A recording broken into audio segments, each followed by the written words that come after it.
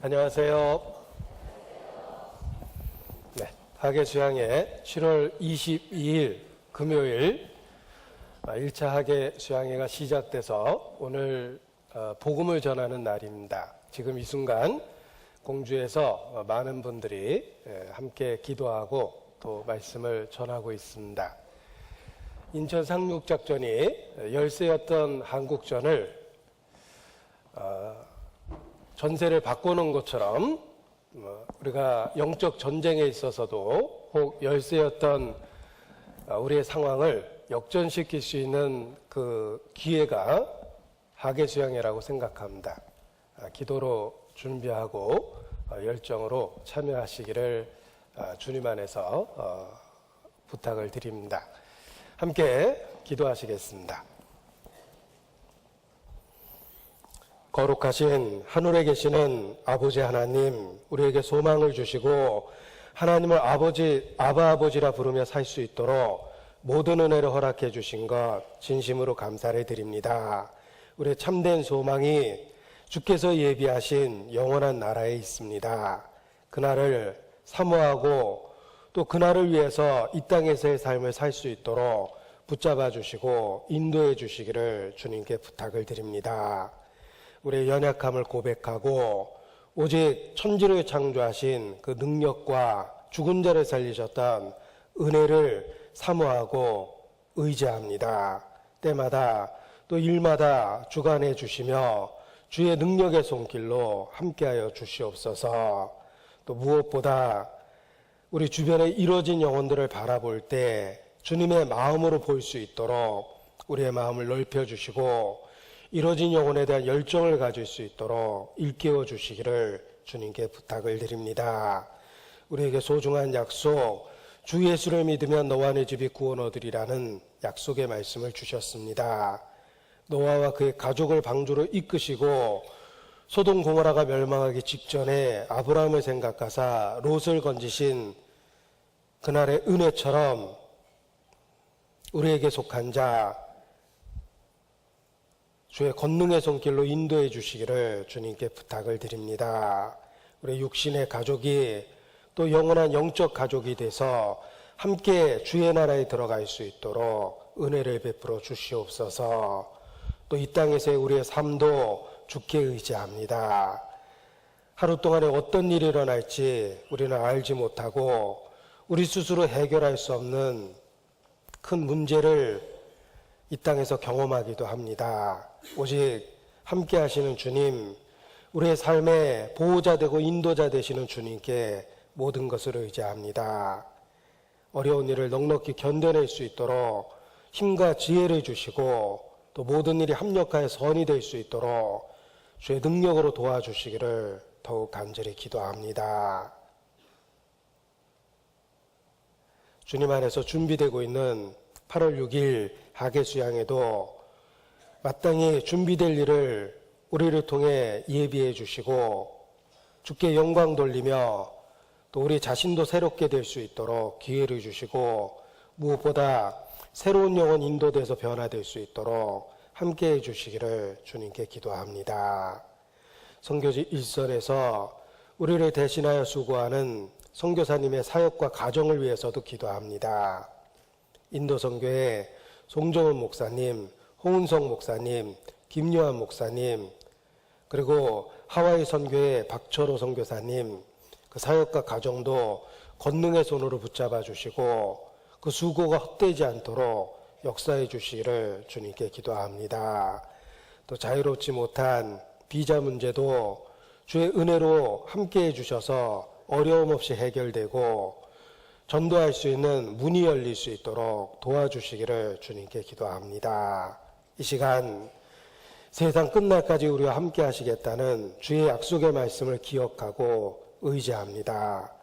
성령의 나타남과 능력으로 함께 하시며 모든 말씀이 우리 마음에 심겨져 결실할 수 있도록 은혜를 베풀어 주시기를 주님께 간구합니다. 주께 의지하며 우리를 사랑하시는 고마우신 우리 구주 예수님 이름으로 기도합니다. 아멘.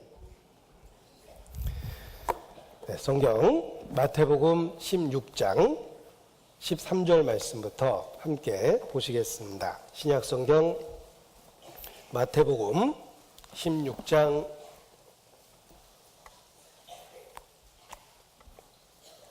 13절 말씀부터 제가 읽어드리겠습니다.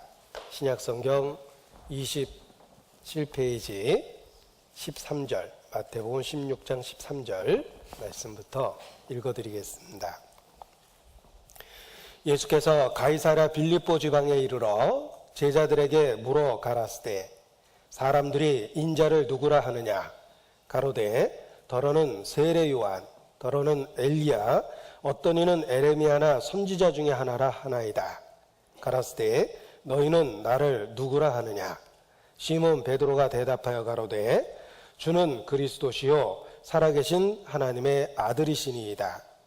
예수께서 대답하여 가라스되 바요나 시몬아 내가 복이 있도다.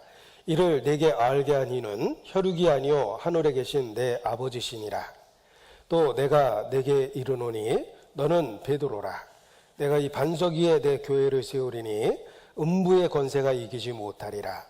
내가 천국 열쇠를 내게 주리니 내가 땅에서 무엇이든지 매면 하늘에서도 매일 것이요 내가 땅에서 무엇이든지 풀면 하늘에서도 풀리리라 하시고 이에 제자들을 경계하사 자기가 그리스도인 것을 아무에게도 이르지 말라 하시니라. 15절 16절 15절 16절은 함께 다시 읽겠습니다. 가라스되 너희는 나를 누구라 하느냐? 시몬 베드로가 대답하여 가로되 주는 그리스도시요 살아계신 하나님의 아들이시니이다. 제자들의 예수님에 대한 신앙 고백이 나와 있는 유명한 성경 말씀을 본문으로 읽었습니다. 앞뒤 상황을 살펴보면 예수께서 표적을 구하는 바리새인과 사두개인의 무리를 떠나서 먼 이방 지역인 가이사랴 빌립보 지방에 이르러서 제자들에게 참된 신앙 고백을 가르치시는 그러한 말씀입니다.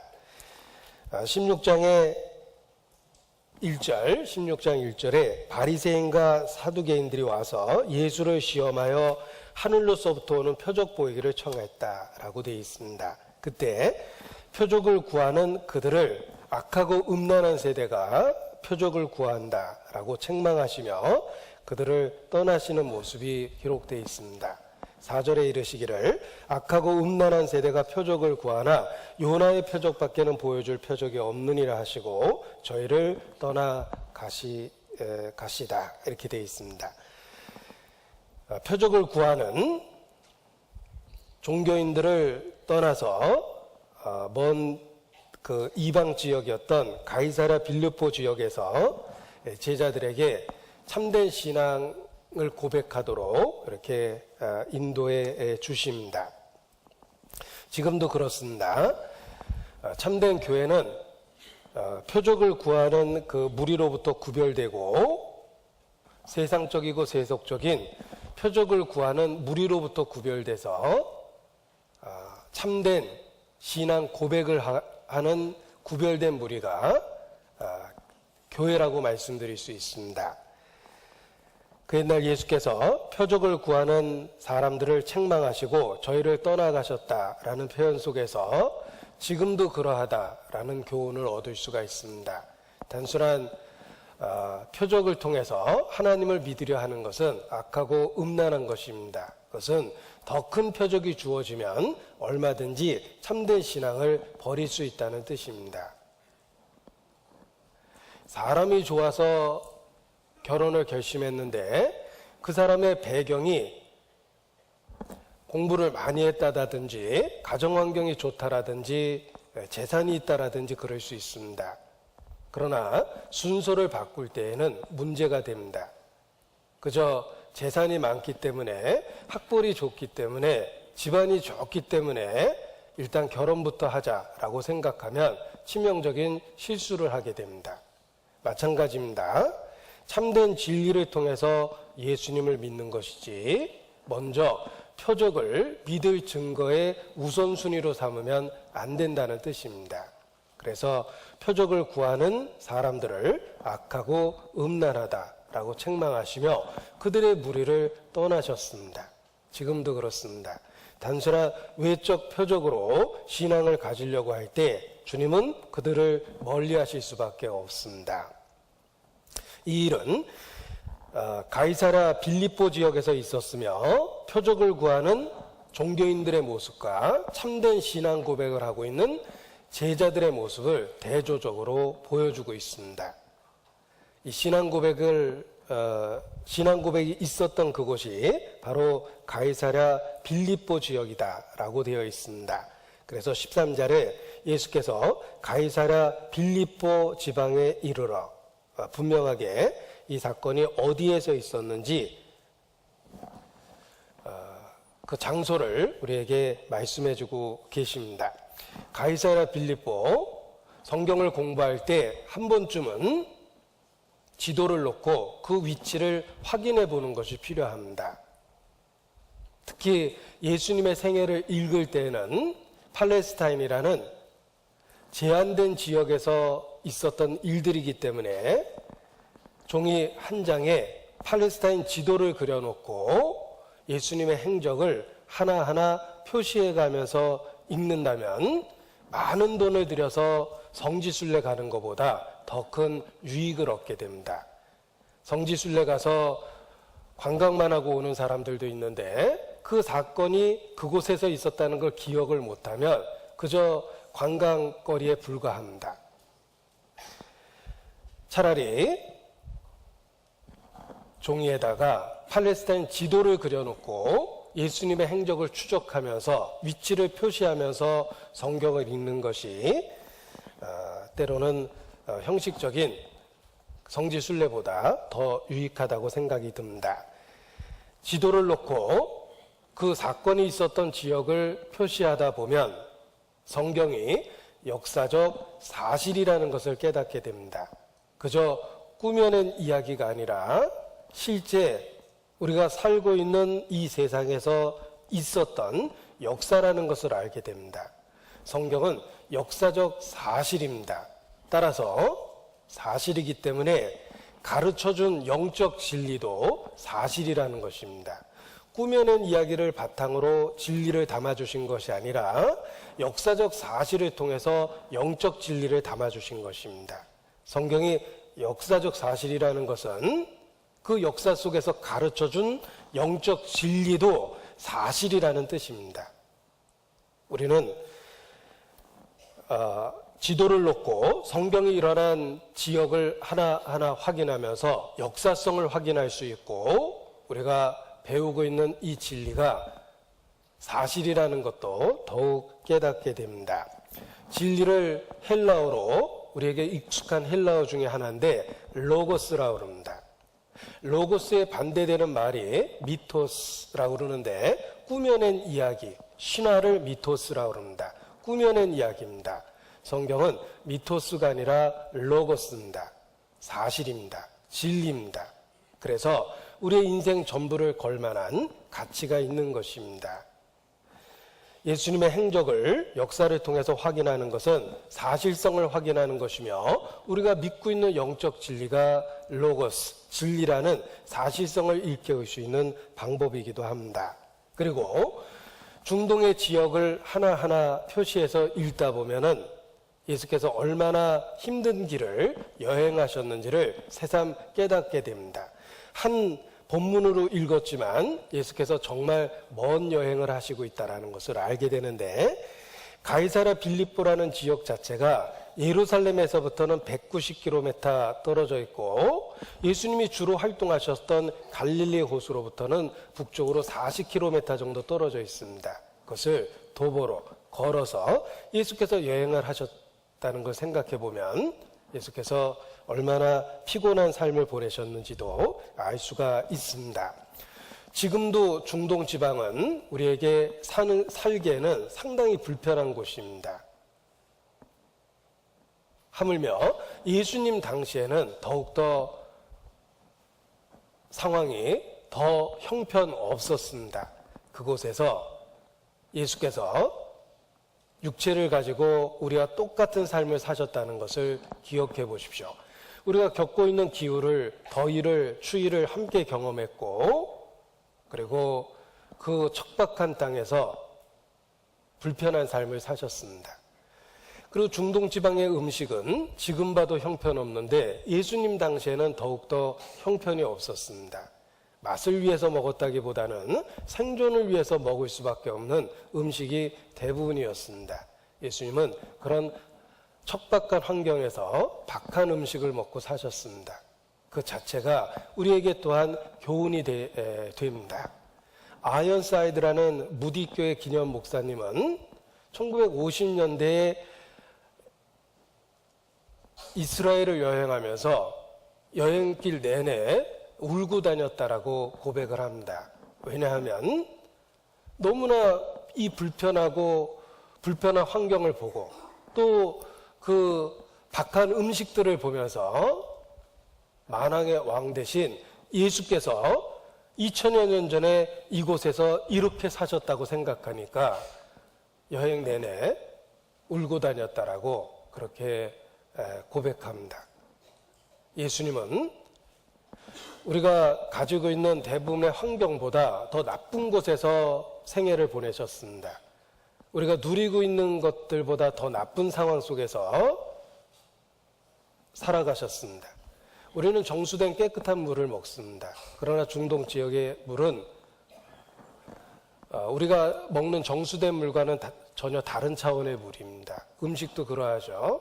우리는 잘 깨끗이 소독되고 조리된 음식을 먹는데 중동 지방의 음식들은 아주 박한 음식들입니다. 예수께서 그러한 곳에서 사셨다는 것을 생각하면 우리가 누리고 있는 것들에 대해서 새삼 감사한 마음이 들게 됩니다.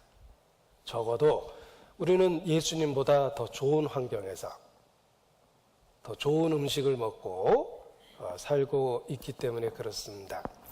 우리가 이 땅에 나그네여 행인과 같다라고 성경은 말씀하십니다. 우리들의 궁극적 최종적 독착지는 영원한 천국입니다. 지금은 지나가고 있는 행인과 나그네 같은 삶을 살고 있습니다. 행인과 나그네가 이 정도로 살고 있으면 괜찮은 거다라고 생각해 보면 우리에게 있는 것에 대해서 만족하게 여기고 살 수 있습니다. 선교 다니면서 서로에게 위로가 됐던 표현이 있습니다. 야전인데 이 정도면 괜찮죠 라는 표현도 위로가 되었고, 혹 나쁜 일을 경험하면 다 좋을 수는 없잖아요 라는 말도 큰 위로가 되었습니다. 그렇습니다. 야전인데, 혹 전쟁터에 있다고 생각해 보십시오. 그 치열한 전쟁터에서 야전에서 이 정도 누리면 정말 잘 누리는 겁니다. 그리고 우리가 지나가는 행인과 같고 나그네와 같은데 모든 걸 다 갖추고 살 수는 없을 겁니다. 좋은 것만 있을 수는 없다 라고 생각해 보면 나쁜 것이 있어도 견딜 수 있다는 것입니다. 왜냐하면 좋은 것도 많이 있기 때문에 그렇습니다. 있는 것을 감사하고 없는 것에 대한 불만을 없앨 수가 있습니다. 이미 많은 걸 누렸고 지금도 많은 것을 가지고 있기 때문입니다. 세상 물건을 쓰는 자는 다 쓰지 못하는 자 같이 하라. 세상 형적은 지나감이니라. 우리는 이 세상에 천년만년 살 것이 아닙니다. 우리가 누리고 있고 갖고 있는 것이 생각보다는 많이 있다는 것을 깨닫게 됩니다. 그리고 적어도 예수님보다는 더 좋은 것을 누리고 살고 있다 라고 생각해 보면 현재의 삶에 대해서 더 만족할 수도 있습니다. 자, 가이사랴 빌립보는 예루살렘에서 북쪽으로 190km 정도 떨어져 있고 갈릴리 호수에서는 40km 정도 떨어져 있으며 가장 북쪽에 있는 헐몬산 바로 밑에 있는 지역입니다. 혹 성지순례 가면 바니아스라는 지역에 가시게 될 텐데 헐몬산의 물줄기가 그러니까 이스라엘 국토를 적시는 물줄기가 터지는 곳입니다. 헐몬산의 만년설이 녹아서 밑으로 물줄기가 돼서 터집니다. 거기에 도시가 세워질 수밖에 없는데 거기가 바니아스입니다. 그 바니아스가 바로 오늘 본문의 그 위치입니다. 가이사랴 빌립보라는 지역이 지금 바니아스로 알려진 지역입니다. 이 바니아스라는 말에 유래가 있습니다. 원래 가나안의 토속신은 바알입니다. 성경에 바알 신이 자주 등장하죠. 가나안 원주민들이 섬기던 토속신입니다. 바알 신이 헬라 문화를 받아들이면서 헬라 신과 이렇게 섞이게 됩니다. 헬라의 살림의 신, 짐승을 다스리는 그 신이 판입니다. 그 판이라는 헬라 신이 가나안 땅에 들어오면서 바알 신과 섞이게 됩니다. 그래서 그 신을, 판이라는 신을 섬기는 신전이 이 가이사랴 빌립보 지역에 있었습니다. 그래서 판이라는 신을 섬겼기 때문에 고대 파니아스라고 불리웠고 지금 바니아스라고 불리워지고 있습니다. 그 지역 이름 자체가 신의 이름을 갖고 있는 우상의 도시입니다. 게다가 가이사랴 빌립보라는 말은, 가이사랴라는 말은 가이사, 로마 황제 시저를 의미합니다. 황제에게 바쳐진 도시며 황제 숭배를 하고 있는 대리석 신전이 있었던 곳으로 유명합니다. 가이사랴 빌립보는 당시에 가장 인기를 끌었던 바알신과 판의 결합체인 바니아스라는 신이 대세로 섬김을 받았던 곳이며 풍요의 신입니다. 게다가 가이사, 로마 최고 황제입니다. 가이사에게 바쳐진 도시입니다. 황제를 신처럼 섬겼던 신전이 있었던 곳입니다. 그래서 가이사랴 빌립보라고 불리웠는데 권력을 추종하고 있는 사람들에게 그 권력의 신을 숭배했던 그런 곳이 바로 이 지역이기도 합니다.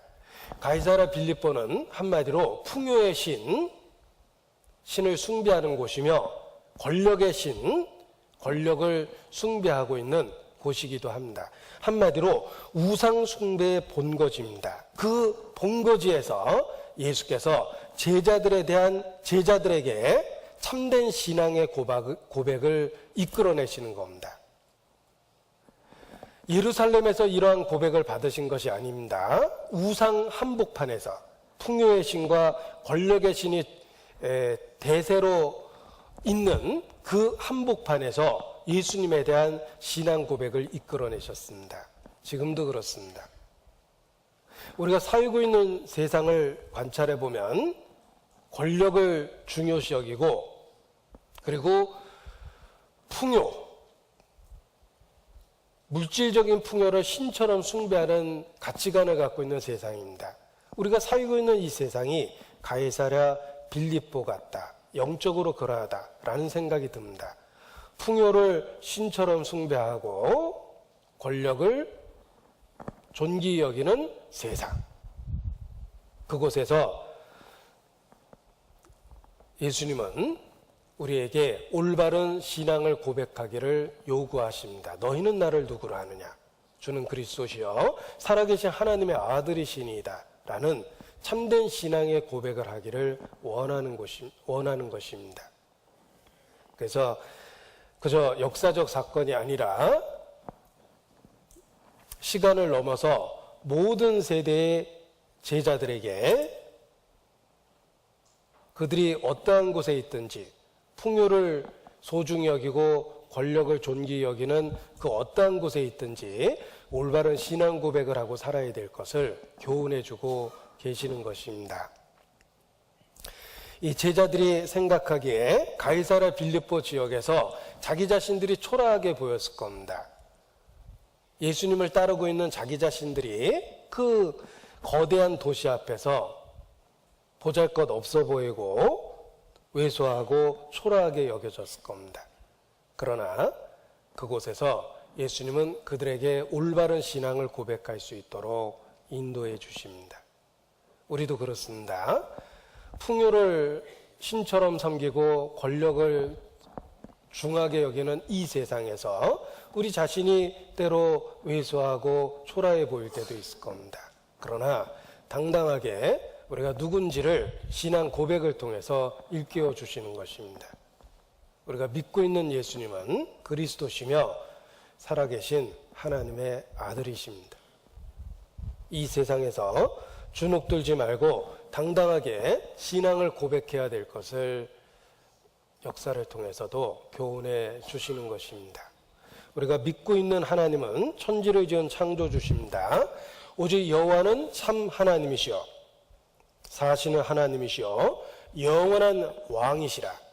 우리가 믿고 있는 하나님은 여호와 언약의 하나님이시며 중요한 것은 천지를 지은 창조주십니다.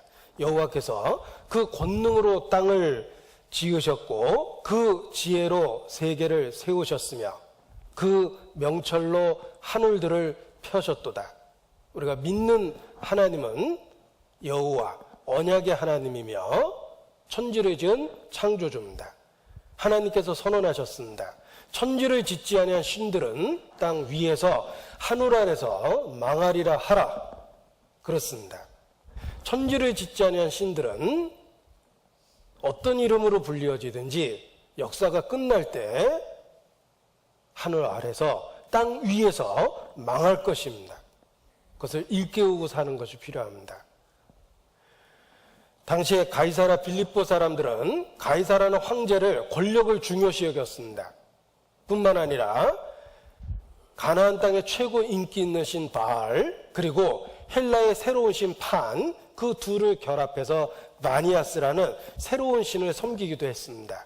풍요를 신처럼 섬기고 산 겁니다. 그러나 그러한 세상 앞에서 우리가 믿고 있는 하나님이 사시는 하나님이요 영원한 왕이시며 참 하나님이시라는 걸 고백하고 우리가 믿고 있는 하나님이 천지를 지은 창조주시다 라는 것을 기억하는 것이 필요합니다. 천지를 짓지 아니한 신들은 땅 위에서 하늘 아래서 망할 것이기 때문에 그렇습니다. 우리가 인도 선교를 가도 그렇습니다. 신들의 나라, 온갖 신들이 다 있는 신들의 나라입니다. 우리가 생각해 볼 만한 신들은 다 여러 형태로 존재하는 나라가 바로 인도입니다. 그 신들의 나라 인도 한복판에서 우리가 소수지만 왜 복음을 전합니까? 우리가 믿고 있는 하나님은 천지를 지으신 창조주여 우리가 믿고 있는 예수님은 사시는 하나님의 아들이시기 때문에 그렇습니다. 당당하게 주눅들지 말고 우리가 이 세상에서 신앙 고백을 해야만 합니다. 그래서 예수님도 가이사라 빌립보 지역에 이르렀을 때 제자들에게 신앙을 고백할 수 있도록 기회를 주신 것입니다. 이 당당한 신앙 고백이 세상을 이기는 힘이 됩니다. 교회를 세우는 힘이 됩니다. 그래서 바로 그곳에서 신앙 고백을 요구하신 것입니다. 자, 이 말씀은, 이 사건은 예수께서 공생애를 시작하신 이후 약 3년 정도 세월이 지난 뒤에 있었던 일입니다. 예수님 생애의 후반기에 있었던 일입니다. 예수께서 공적 사역을 시작하신 것을 공생애라고 부릅니다. 예수께서 30세쯤 되던 해에 공생애를 시작하셨습니다. 성경을 정확하게 읽어야 되는데 30세에 시작한 게 아닙니다. 우리가 습관적으로 예수님이 33살에 죽었다고 자꾸 이야기하는데 근거 없습니다. 30세쯤 되더라라고 했으니까 그 30이 딱 30인지 아니면 35인지 39인지 잘 모르는 겁니다. 아무튼 30세쯤에 사역을 시작해서 예수님의 공생애를 시간 계산을 해보면 3년 반 정도 됩니다. 오늘 이 사건은 공생애를 시작하신 지 3년 정도의 세월이 흐른 뒤입니다.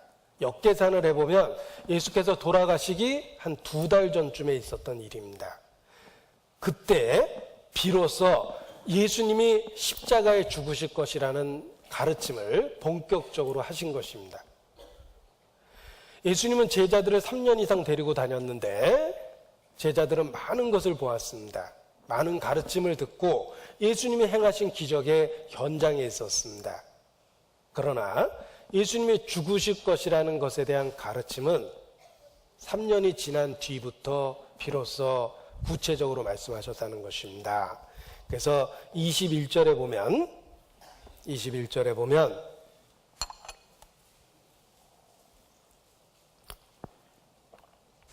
이때로부터 예수 그리스도께서 자기가 예루살렘에 올라가 장로들과 대제사장들과 서기관들에게 많은 고난을 받고 죽임을 당하고 제3일에 살아날 것을 제자들에게 비로소 가르치시니, 이때로부터 제자들에게 비로소 가르치시니 라고 되어 있습니다.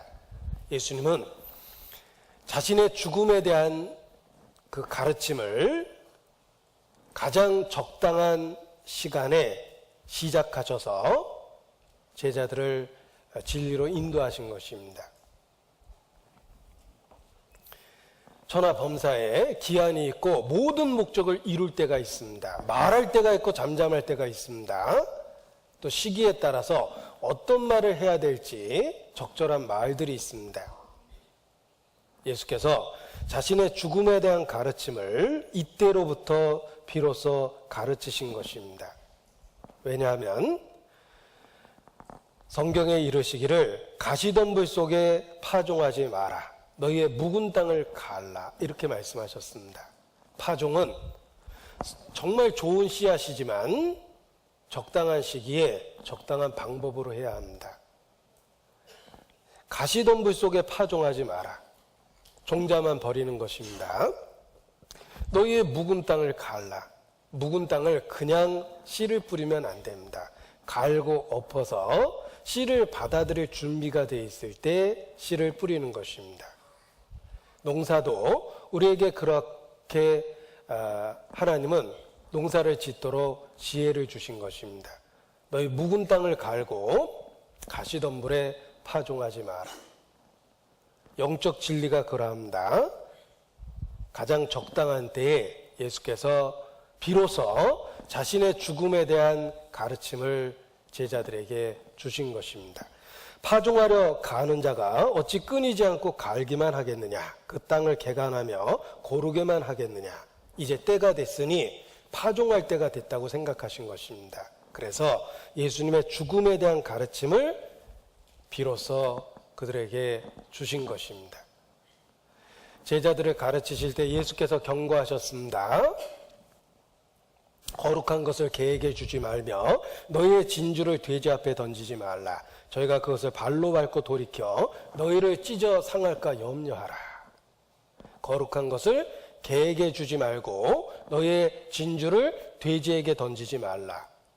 요즘에는 이 개, 돼지에 관한 표현을 좀 조심해야 되는데 교육부 정책기획관도 말 한마디 잘못했다가 파면됐기 때문에 이 표현을 잘 써야 된다고 생각합니다.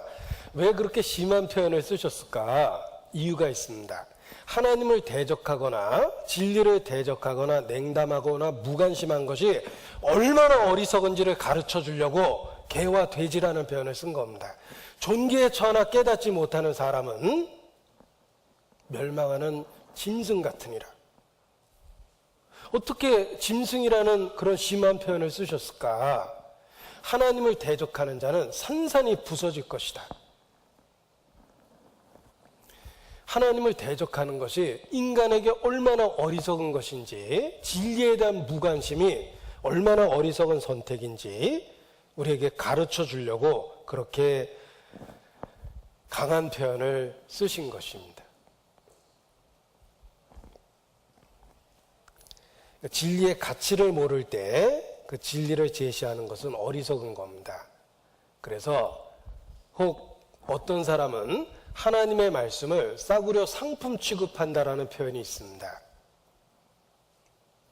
싸구려 상품처럼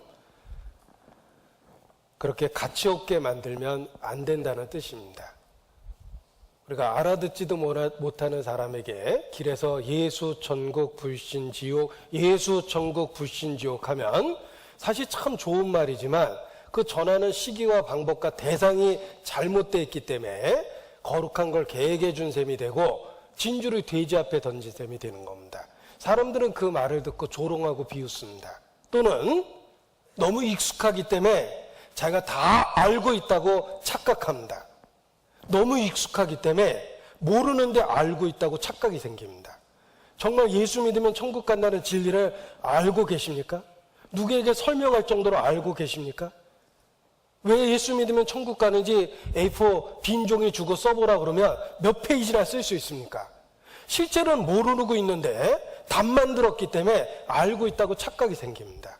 마귀가 우리를 교묘하게 속인 거예요.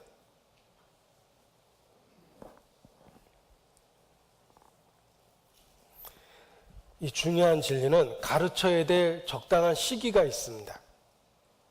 예수님은 3년 동안 침묵하시고 돌아가시기 직전부터 비로소 가르치셨습니다.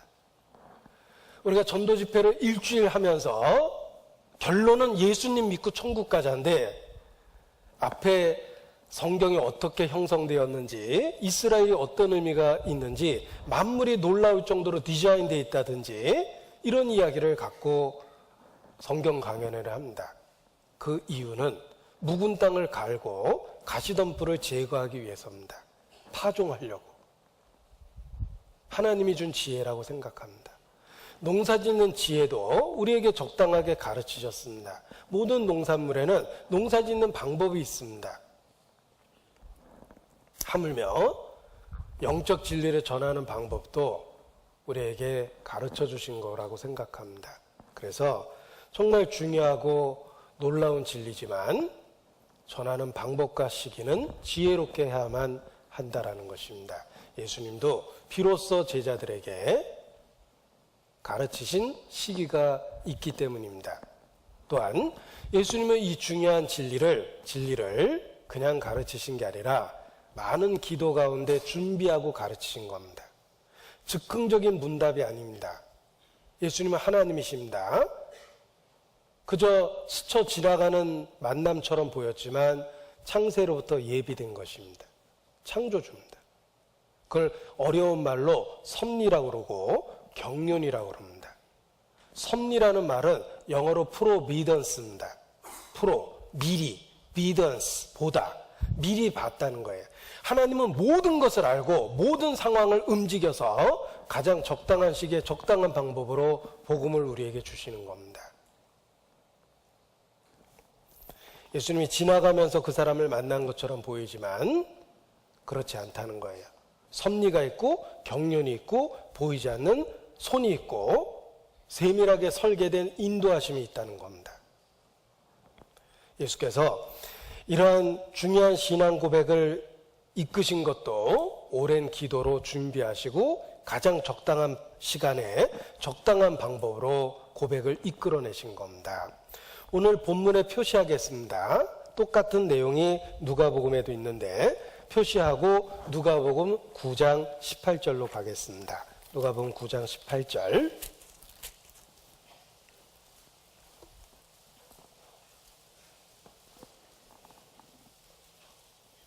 누가복음 9장 18절. 예수께서 따로 기도하실 때에 제자들이 주와 함께 있더니 물어 가라스되 무리가 나를 누구라고 하느냐. 같은 상황의 말씀을 누가가 또 기록했습니다. 예수께서 따로 기도하실 때에 제자들과 문답이 있었습니다.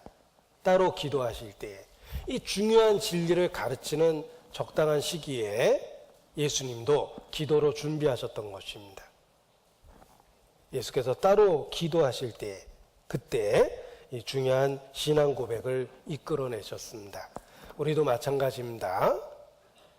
우리에게 있는 이 놀라운 진리를 전하기 위해서 따로 기도할 필요도 있고 주님이 주시는 적당한 시기에 적당한 방법으로 복음을 비로소 제시하는 것이 필요합니다.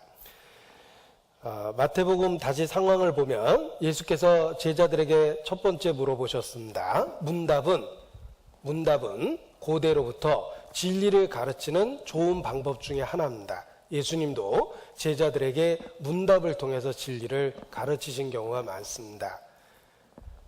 중세 때에도 교회 안에서도 문답을 통해서 진리를 가르쳤습니다. 그래서 가장 유명한 기독교 문답이 웨스터민스터 소요리 문답입니다.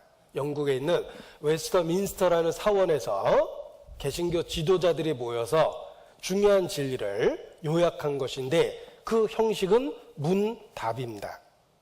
질문과 답으로 이루어져 있어요. 우리가 질문을 해보면 상대방이 정확하게 알고 있는지 이해할 수 있고 상대방 수준에 맞춰서 대답할 수 있습니다. 이것은 모든 교직에 있는 사람의 노하우이기도 합니다.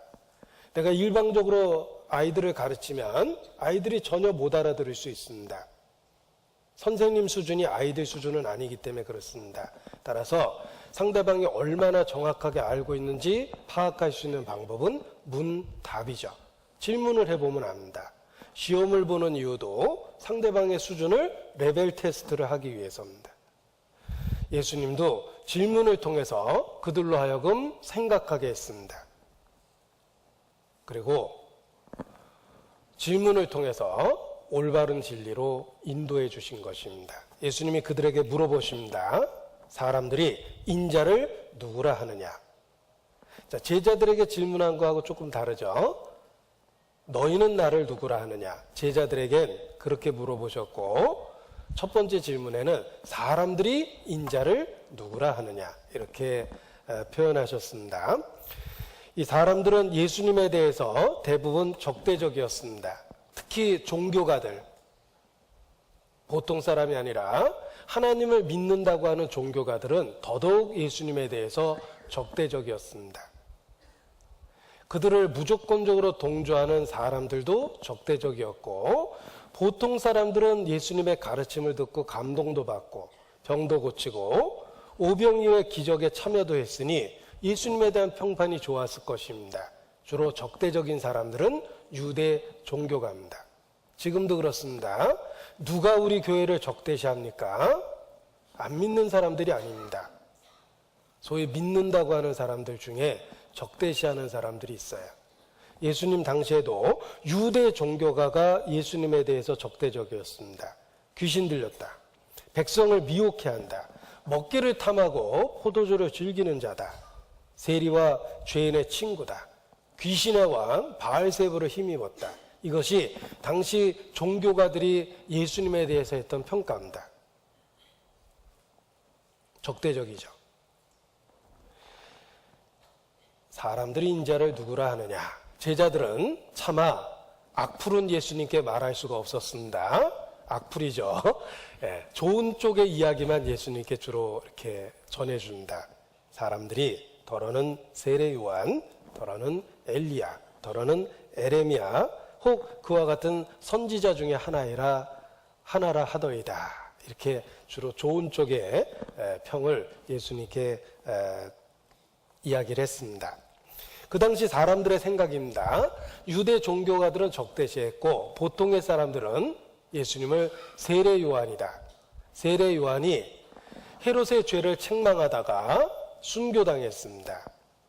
그런데 예수님의 가르침이 세례 요한의 가르침을 계속하는 것처럼 들렸습니다. 세례 요한의 가르침은 회개하라고, 예수님의 첫 번째 가르침도 회개하라, 그리고 복음을 믿으라였기 때문에 예수님의 메시지가 세례 요한과 비슷하다고 느껴졌을 겁니다. 따라서 죽은 세례 요한이 살아났다라고 생각하는 사람들이 있었습니다. 그 중에 하나가 세례 요한의 목을 자른 헤롯도 요한이 살아났나 보다라고 두려워했다라는 구절이 있습니다. 더러는 세례 요한이라 하더이다. 또 더러는 엘리야. 성경에 엘리야가 얼마나 유명합니까? 바알과 아세라 거짓 선지자와 850여 명과 대결한 엘리야 선지자, 유대인에게 가장 널리 알려진 구약시대의 선지자입니다. 17대 1의 전설이다, 이런 세상 이야기도 있는데 엘리야는 850대 1의 전설을 갖고 있습니다. 바알과 아세라 선지자 850명과 단독으로 맞서서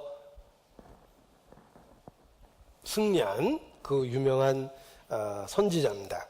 죽은 과부의 아들을 살리기도 하며 흉년 때 기적을 베풀기도 합니다. 더 놀라운 건 죽음을 보지 않고 불병거를 타고 산채로 승천한 사람이기도 합니다. 엘리야 같다라는 이야기는 사람들에게 최고의 칭찬이었을 것입니다. 그래서 이 자녀 이름을 지을 때 또 엘리야라고 짓는 분도 계시더라고요. 그래서 참 믿음을 본받을 만하다라는 생각을 했는데 문제가 있습니다. 이 아이가 성장기 때 잘못하면 야단칠 때마다 참 찝찝합니다. 엘리야, 너 자꾸 그럴래? 엘리야, 너 또 맞을래? 막 이렇게 얘기하니까 영 은혜는 안 되더라고요. 그래서 아무튼 엘리야, 많은 사람들이 자녀 이름으로 선호하는 이름 중에 하나입니다. 또 에레미야는 멸망하는 이스라엘 앞에서 눈물을 흘렸습니다. 예수께서도 멸망할 예루살렘 앞에서 눈물을 흘리시곤 했는데 그 모습이 에레미야 같다라는 생각을 하게도 했을 것입니다. 에레미야나 혹 선지자 중에 하나라 하더이다. 사람들의 생각이었습니다. 사람들의 생각을 종합해보면 예수님은 보통 사람과 다른 훌륭한 위대한 분이다라는 생각을 했습니다. 그러나 어느 누구도 예수님을 하나님의 아들이라고 생각하지는 못했습니다. 사람들의 생각은 거기까지입니다. 사람들은 예수님을 훌륭한 종교가나 윤리가나 도덕가나 설교가나 어떤 가르침을 베푸는 스승 정도로 생각을 했습니다. 우리 시대도 예수님을 4대 성인 중에 하나라고 이야기하죠. 100년에 하나 날까 말까한 위대한 선생이다. 인류의 선생이다. 슈퍼스타다. 지저스 크라이스트 슈퍼스타라고 그러죠. 그건 사람들의 생각입니다. 사람들은 예수님을 훌륭하다, 우리와 다르다는 생각은 했지만 어느 누구도 하나님의 아들이라고는 생각하지 못했습니다. 그것이 사람들의 한계입니다. 사람들은 예수님의 한 일을 부분적으로 평가하고 높이 여길 수는 있었지만 예수님의 신성에 대한 깨달음은 없었다는 것입니다. 그때 예수께서 제자들에게 그러면 너희는 나를 누구라 하느냐라고 다시 물어보십니다. 사람들의 생각은 그러한데 그러면 너희는 나를 누구라 하느냐. 중요한 건 너희는. 다른 사람의 의견에 대해서 예수님은 가타부타하지 않으셨습니다. 사람들의 이야기는 좋은 말을 할 수도 있고 나쁜 말을 할 수도 있습니다. 그들이 예수님에 대해서 알고 있는 것은 부분적으로 옳고 또 어떤 면에 있어서는 맞는 이야기를 하고 있는지 모르겠지만 중요한 건 예수님을 못 알아보고 있다는 것입니다. 사람들은 그러한데 그러면 너희는 나를 누구라 하느냐. 다른 사람의 의견은 중요한 게 아닙니다. 나름 예수님을 믿고 따르고 있다고 하는 제자들에게 그러면 너희는 나를 누구라 하느냐라고 질문을 하십니다. 지금도 그렇습니다. 예수님을 믿는다고 하는 우리에게, 우리 각 사람에게 개인적으로 물어보십니다. 그러면 너는 나를 누구라 하느냐? 그때 베드로가 정답을 이야기합니다. 시몬 베드로가 대답하여 가로되. 시몬 베드로라는 말도 참 멋있습니다. 그의 본명은 시몬입니다. 똑같은 이름이 많으니까 당시 사람들은 누구누구 아들 이렇게 표현했습니다. 시몬 그러면 대답할 사람이 많아요. 당대. 패밀리 네임, 성이 없었기 때문에 시몬이란 이름 가진 사람이 한둘이 아니죠. 따라서 지역을 갖고 이야기합니다. 어느 지방의 누구, 가롯 지방의 유다 이런 식입니다. 아니면 아버지 이름하고 연결해서 그 사람이 누군지를 정확하게 얘기합니다. 시몬, 그의 본명이며 요한의 아들입니다. 아버지는 요한입니다. 그러니까 바요나 이렇게 부른 거예요. 바요나라는 말은 요한의 아들 시몬, 베드로의 본명입니다. 베드로는 예수님이 붙여준 이름입니다. 당시에 아람어를 사용하고 있었는데 히브리 방언 중에 하나가 아람어입니다. 아람어로는 게바예요. 그리고 헬라식 발음으로 페트라, 페트로스, 베드로입니다. 시몬 베드로라는 말에는 본명이 들어있고 예수님을 만나기 전에 가지고 있었던 본명이 들어있고 예수님을 만난 이후에 새롭게 받은 사도로서의 이름이 들어있습니다. 둘 다 들어있죠. 우리도 분석해보면 시몬 베드로가 들어있습니다. 여기 원래 내가 있어요. 내가 예수님을 만나기 전에 갖고 살았던 내 삶이 그대로 들어있습니다. 그리고 또 한편으로 예수님을 만난 이후에 전혀 달라진 나의 캐릭터도 이 안에 들어있어요. 우리 자신도 분석해보면 시몬 베드로처럼 예수님을 만나기 전의 모습과 만난 후의 모습이 한 번에 다 들어있습니다. 우리의 전 인격입니다. 시몬 베드로가 대답하여 가로되 주는 그리스도시요 살아계신 하나님의 아들이시니이다 라고 고백을 합니다. 예수님은 이 고백 위에 교회를 세우겠다고 말씀하시며 천국 열쇠를 내게 주겠다고 말씀하십니다. 예수님에 대한 신앙 고백이 교회를 세우는 반석이 되며 천국문을 여는 열쇠가 되는 것입니다. 모든 그리스도인은 시몬 베드로와 동일하게 예수님에 대한 고백을 해야 됩니다. 주는 그리스도시여 살아계신 하나님의 아들이시니이다. 혹 그 참된 의미를 100% 못 깨달았다 하더라도 고백을 해야 됩니다. 그 고백을 통해서 예수님이 누구신지를 점점 더 깊게 알게 될 것입니다. 나의 어린 시절에 아빠, 엄마 그분들에 대해서 잘 몰랐습니다. 심지어는 이름이 몰랐던 시절도 있었어요. 나는 어렸을 때 엄마 이름이 엄마인 줄 알았습니다. 엄마 이름을 처음 들었을 때 많이 놀랐어요. 그냥 엄마지 왜 이름이 있을까라고 생각할 정도로. 그러나 엄마, 아빠 부르기 시작하면서 어머니의 이름도 알고 고향도 알고 가족관계도 알고 어떻게 사셨는지도 알게 되었습니다. 아버지에 대해서도 마찬가지죠. 아버지를 인식하는 데는 엄마보다 더 많은 세월이 지났습니다. 누군가 가끔 나타나서 저를 들었다 놨다 자는 거 깨우기도 하고 사탕 한 봉지 주고 가기도 하는데 저는 그분이 도대체 누군지 몰랐어요. 제 어린 시절에 아버지는 가끔 집에 들어오는 분이지 매일 밤 퇴근하는 분이 아니었습니다. 어느 날 그분이 나의 아버지라는 것을 알고 이름이 뭔지 알았던 것은 학교에서 이름 적어오라고 요청했을 때 집에 와서 물어봤습니다. 아버지 이름이 뭐냐고. 그리고 성장하면서 그 아버지에 대해서 더 많은 것을 알게 됐어요. 아버지 인생을 알게 됐습니다. 우리가 예수님에 대해서 온전한 지식이 없을 수도 있지만 고백은 처음부터 해야 되는 거예요. 주는 그리스도시요 살아계시는 하나님의 아들이시니이다. 그 고백 위에 교회를 세우시고 그 고백을 통해서 천국의 문을 여는 겁니다. 예수님을 정확하게 알고 믿어야 됩니다. 주는 그리스도시요 살아계신 하나님의 아들이시니이다. 예수님의 모든 가르침을 바로 앞에서 들었던 제자, 예수님의 행적을 직접 현장에서 목도했던 제자, 예수님이 바람과 풍랑을 잔잔케 하셨죠? 자연을 다스리는 분이에요. 귀신을 내어 쫓으셨죠? 영적 세력을 다스리는 권력이 있으셨어요. 병든 자를 고치셨죠? 질병을 다스리는 능력이 있었어요.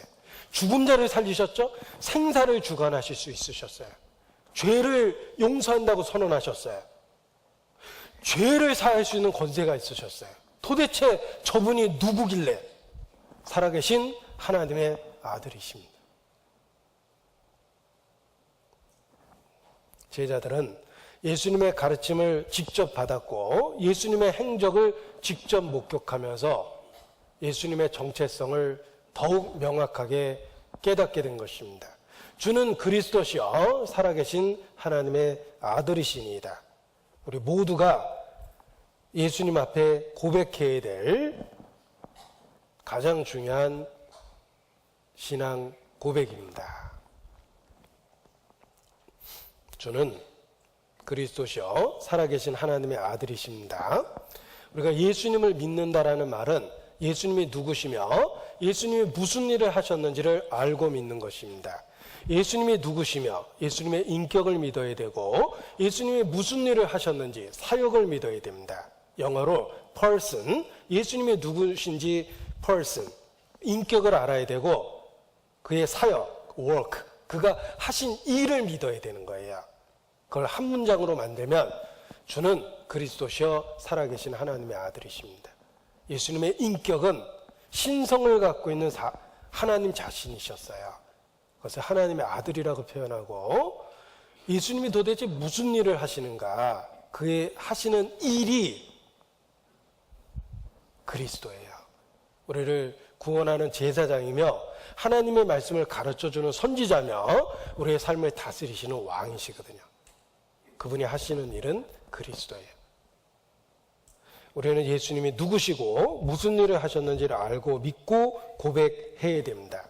우리가 믿고 있는 진리입니다. 예수님은 그리스도요 살아계신 하나님의 아들이십니다. 마가가 우리에게 가르쳐주고 싶었던 최고의 진리를 한 문장으로 표현했습니다. 마가복음 1장 1절입니다. 마가가 우리에게 가르쳐주고 싶은 진리를 첫 문장을 통해서 선언한 겁니다. 마가복음 1장 1절 찾겠습니다. 마가복음 1장 1절.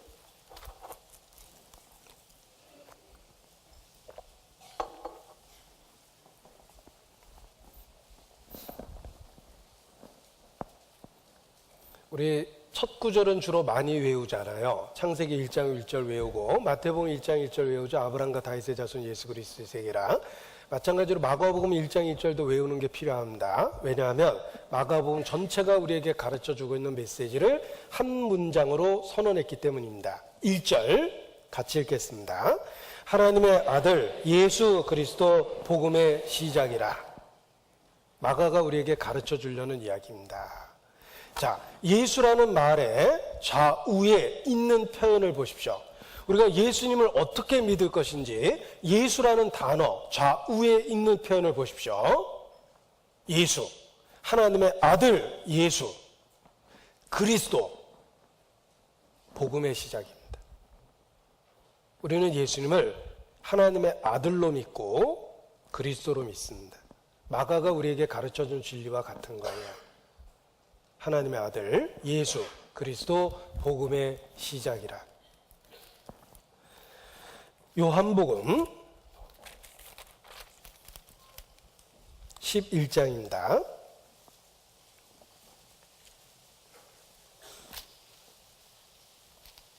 27절입니다.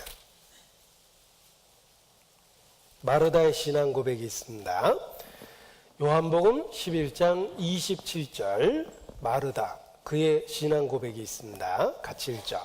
가로되 주여 그러하외다. 주는 그리스도시요 세상에 오시는 하나님의 아들이신 줄 내가 믿나이다.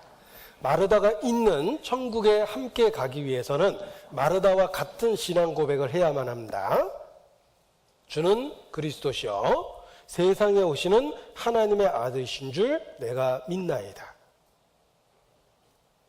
우리는 예수님에 대해서 동일한 고백을 하게 됩니다. 주는 그리스도시요 세상에 오시는 하나님의 아들이십니다. 마가가 우리에게 가르쳐 주려고 했던 진리의 핵심입니다. 베드로의 신앙 고백의 핵심입니다. 예수님은 그리스도고 하나님의 아들이라는 겁니다. 그런데 하나님의 아들이라는 말을 우리 시대 관점으로 생각하면 못 깨닫습니다. 우리 시대는 하나님의 아들이라는 말이 너무 흔해요. 안 믿는 사람도 지가 하나님의 아들이랍니다. 하나님의 아들이란 말이 너무 흔합니다. 우리 시대 개념으로 보시면 안 돼요.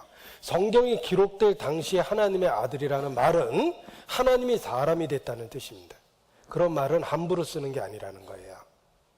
지금 회교도가 그래요. 회교도는 알라신을 부르는 99가지 호칭이 있다고 알려져 있습니다. 알라신을 다양한 호칭으로 부르는데 회교도는 절대로 알라신을 아버지라고 부르진 않아요. 왜냐하면 알라신을 아버지라 부르는 건 알라신을 모독하는 거예요. 신을 모독하는 거예요. 감히 생각해 보십시오. 피조물인 인간이 창조주를 아버지라 부르는 건 상상할 수도 없는 이야기예요. 동네 강아지가 저를 쫓아다니면서 아버지 그러면 제가 좋아할 것 같아요? 무슨 개망신입니까? 우리가 형편없는 인격의 사람이 나보고 아버지 그래도 내가 불쾌하죠. 어떻게 내가 당신 아버지냐고 이렇게 생각할 텐데 하물며 짐승이 나보고 아버지 그러는 건 날 모독하는 거예요. 마찬가지입니다. 감히 천지를 지은 창조주를 아버지라 부를 수 있는 건 상상도 못했던 겁니다. 성경이 기록될 당시의 개념이 그렇습니다. 그런데 예수님이 자신을 하나님의 아들이라고 선언하니까 유대인이 돌멩이 든 거예요. 내가 사람이 돼서 자칭 하나님이라 하는도다.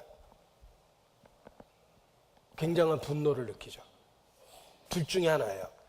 예수님이 진짜 하나님의 아들이거나 예수님이 엄청난 거짓말을 하거나 둘 중에 하나인데, 예수님이 하시는 행동과 말은 거짓말할 사람이 아니에요. 예수님의 인격을 책으로 다 분석해 보면 어느 작가도 만들어내지 못하는 독특한 캐릭터를 갖고 있다라고 객관적으로 학자도 이야기합니다. 우리가 소설을 쓰기 위해서는 소설의 주인공을 정하고 그의 캐릭터를 만들어내고 일관성 있게 그 캐릭터를 갖고 스토리를 만드는 게 소설입니다. 어느 작가도 예수님과 같은 캐릭터를 만들어낼 수가 없다는 거예요. 인간의 상상력으로 만들 수 있는 캐릭터가 아닙니다. 예수님은 진짜 하나님이 사람이 되신 분이에요. 너희 중에 누가 나를 죄로 책잡을 수 있겠느냐 물어보셨죠. 예수님이 하신 모든 언행에서 누가 죄를 책잡을 수 있겠습니까? 예수님은 하나님이 사람이 되신 분입니다. 하나님의 아들이에요. 요한복음 5장 18절입니다. 요한복음 5장 18절.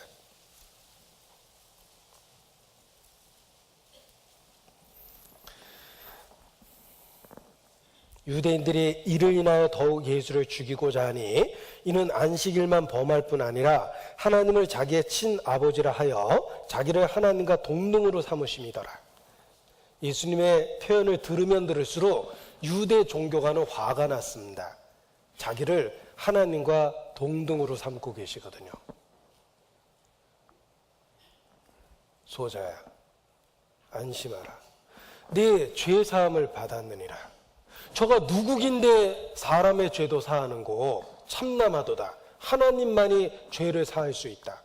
유대 종교가들이 그렇게 해서 예수님을 미워한 거예요. 예수님은 진짜 하나님이거나 아니면 인류 역사상 가장 참남된 신을 모독하는 죄를 지은 사람이에요. 그런데 예수님의 언행을 분석해 보면 그분은 완전하고 완벽했습니다. 그 주장이 사실이라는 거예요. 정말 하나님이 사람이 되신 분입니다. 본래 하나님을 본 사람이 없을 때 독생하신 하나님이 나타내셨느니라. 요한복음 1장 18절. 독생하신 하나님이라는 말이 독생자라는 뜻입니다. 본래 하나님을 본 사람이 없는데 독생자가 하나님을 나타내셨습니다. 우리는 더 이상 하늘에 있는 하나님이 아니라 나와 같은 육체를 갖고 내가 알아들을 수 있는 언어로 말씀하시는 하나님을 보게 됩니다. 하나님이 어떤 분인지를 육체를 갖고 나에게 분명하게 보여주신 거예요. 이제 하나님은 멀리 있거나 추상적이거나 모호하지 않습니다. 예수님을 보면 하나님을 알 수가 있어요. 하나님의 캐릭터, personality, attributes, 하나님의 속성, 하나님의 인격, 그분이 어떤 분인지를 예수님의 언행을 보고 깨닫게 되는 겁니다. 독생하신 하나님께서 나타내셨습니다. 예수님은 하나님의 육체를 갖고 이 땅에 오신 분입니다. 그것도 즉흥적으로 오신 것이 아니라 창세전부터 예비하고 320군데 초림에 관한 예언을 통해서 세밀하게 준비하시고 오셨어요. 이는 한 아기가 우리에게 낳고 한 아들을 우리에게 주신 바 되었는데 그 어깨에는 정사를 메었고 그 이름은 기묘자라, 모사라, 전능하신 하나님이시라, 영존하시는 아버지라, 평강의 왕이라 할 것입니다. 예언된 그대로 오셨어요. 한 아기가 우리에게 낳고 한 아들을 우리에게 주신 바 되었습니다. 낳다라는 말은 인성이고 주신 바 되었다라는 말은 신성이라고 그래요. 인성과 신성을 같이 갖고 오신 거예요. 그 아기가 전능하신 하나님이요 영존하시는 아버지요 평강의 왕입니다. 우리는 예수님 앞에 고백할 수밖에 없습니다. 예수님은 살아계신 하나님의 아들이십니다. 하나님이 육체를 갖고 이 땅에 오신 것입니다. 제가 중학교 때는 어려서는 교회를 다녔지만 중학교 때부터 기독교에 대한 반감 때문에 읽기도 어려운 불경만 읽고 지냈습니다. 불경이 재밌어서 읽은 게 아니라 기독교에 대한 반감 때문에 불경을 읽기 시작했어요. 왜냐하면 예수님이 이렇게 말씀하셨어요. 너희는 땅에서 났고 나는 하늘로부터 났느니라. 그 말이 너무너무 기분 나빴어요. 왜냐하면 부처는 우리가 다 노력하면 부처가 될 수 있다고 격려해 주는데 예수님은 처음부터 나는 너희와 다르다고 얘기한 거잖아요. 그러니까 더 반감이 생겼어요. 우리는 땅에서 났고 예수님은 하늘에서 났대요. 그러니까 오히려 부처님이 훨씬 더 좋아 보였습니다. 여기는 같이 출발하거든요. 같이 출발해서 부처가 될 수 있다고 그러니까 더 이쪽이 마음에 들어서 불경을 열심히 읽었습니다.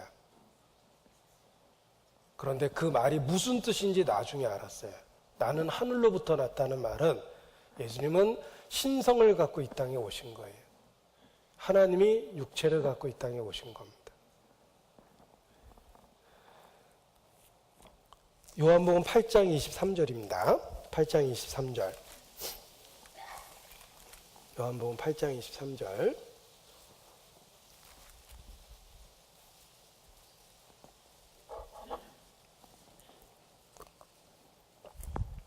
제가 읽어드리겠습니다.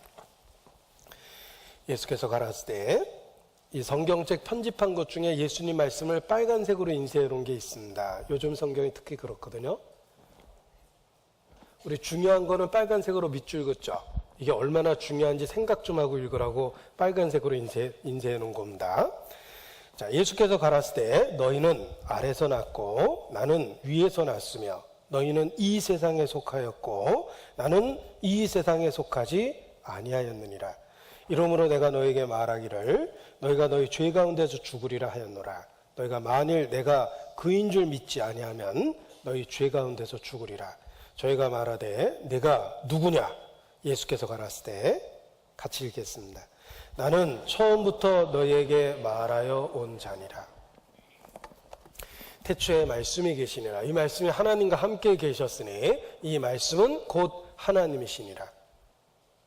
처음부터 너에게 말하여 온 자니라. 하나님이 육체를 갖고 이 땅에 오셨습니다. 말씀이 육신이 되어 우리 가운데 거하셨습니다.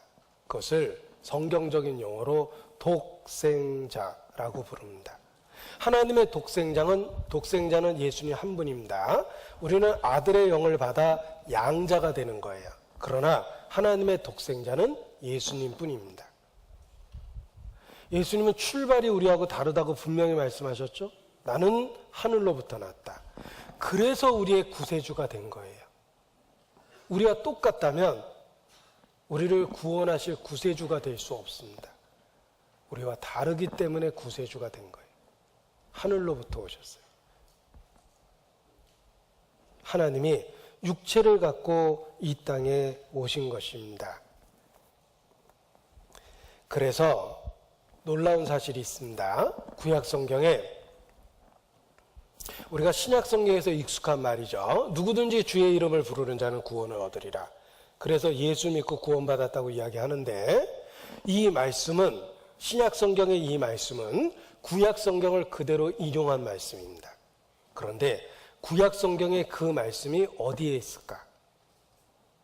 누구든지 주의 이름을 부르는 자는 구원을 얻으리라 라는 이 말씀이 구약 성경에 어디에 있을까? 요엘서에 있습니다. 요엘서 찾겠습니다.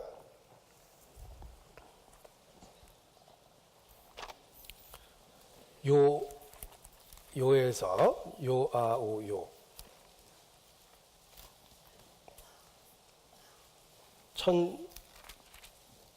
1273페이지입니다. 요엘서 2장 32절입니다.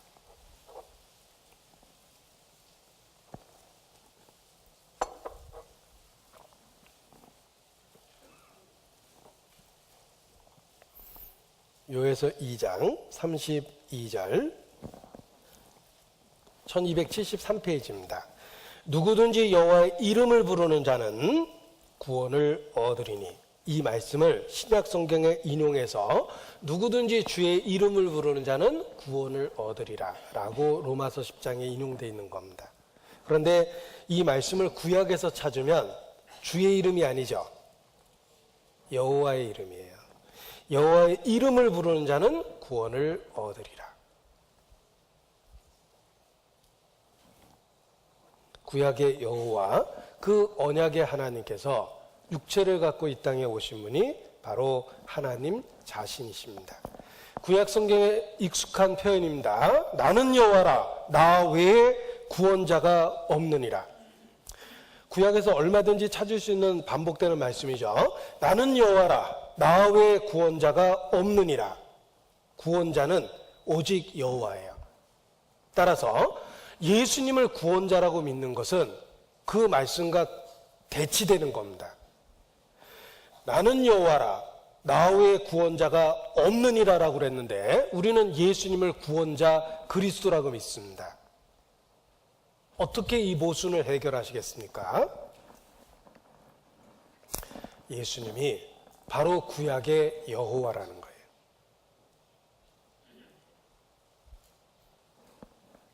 그분이 사람이 돼서 이 세상에 오셨습니다. 유대인은 유일신을 믿었습니다. 절대 타협하지 않고 유일신을 믿었습니다. 초대교회 모든 신자는 거의 대부분 유대인입니다. 유일신을 믿는 그들이 어떻게 예수님을 믿을 수 있었습니까? 예수님이 바로 여호와 하나님이 사람이 되신 분이기 때문에 초대교회 유대인들이 예수님을 믿을 수밖에 없었던 겁니다. 당시의 역사학자 요세푸스가 그의 책에도 써놨어요. 요세푸스의 유대 전쟁사는 예수님 당시에 있었던 사건을 역사학자라는, 믿는 사람이 아니라 역사학자라는 객관적 관점에서 기록한 중요한 책입니다. 요세푸스의 유대 전쟁사에도 나와요. 요세푸스가 예수님을 이렇게 언급합니다. 그를 인간이라고 불러도 된다면 한 인간이 나타났다. 그의 본성과 모양은 인간이었다. 하지만 그의 모습은 인간 이상의 어떤 것이었다. 그럼에도 불구하고 그의 사역은 신적인 것이었다. 그는 놀랍고 위대한 기적들을 수행했다. 그러므로 내가 그를 한 인간으로 말하는 것은 불가능하다. 이렇게 표현했어요. 그는 믿는 사람은 아니지만 요세푸스는 적어도 예수님이 단순한 사람이 아니라는 건 역사학자로 확실히 알았다는 뜻입니다. 예수님은 하나님이 사람이 되신 분입니다. 이것을 우리가 먼저 고백해 보십시오. 주는 그리스도시여 살아계신 하나님의 아들이니이다. 그리고 엄마 아빠에 대해서 알아가서 어머니 아버지에 대해서 구체적으로 깨달아가듯이 예수님에 대해서 더 알게 될 거예요.